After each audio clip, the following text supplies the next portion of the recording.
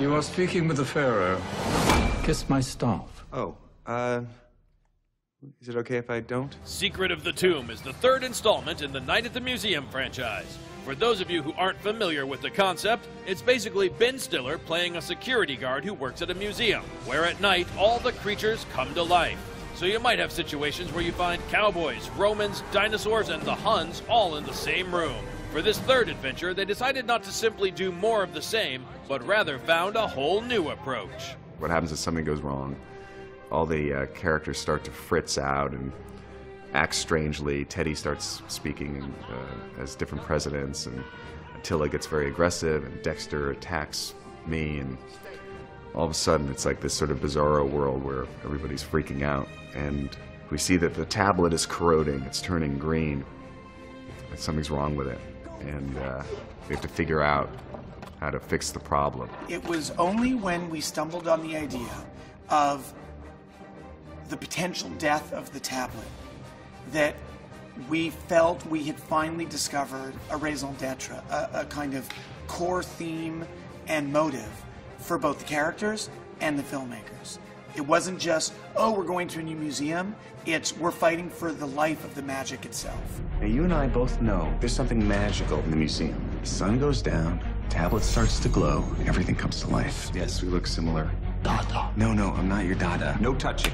Stop it. There's something wrong with the tablet. We shall all be dead by sunrise. Huns don't hyperventilate.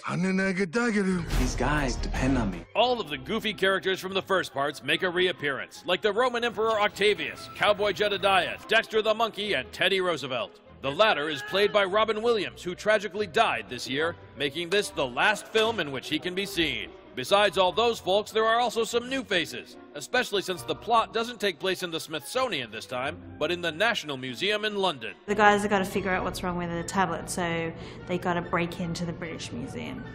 And that's when they meet this one. Besides Rebel Wilson guarding the place, they also have comedian Ricky Gervais as the director of the museum. What an amazing job, where the more ridiculous and stupid you act, the more your boss likes it and compliments you. Now, when I had normal jobs, that wasn't the case.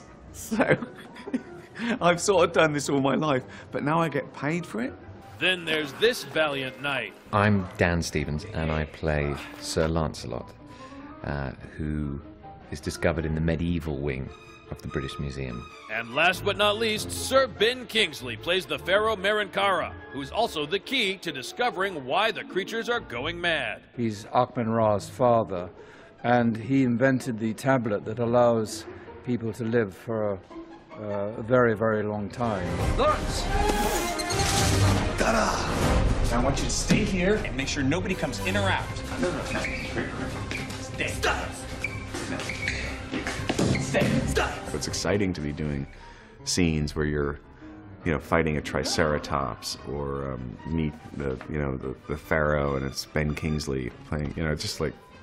It's just where else? For me as an actor, I don't really get to do those kinds of things in other movies. Night at the Museum: Secret of the Tomb has plenty of special effects and a top cast with multiple comedians, so there's probably some laughs in it too.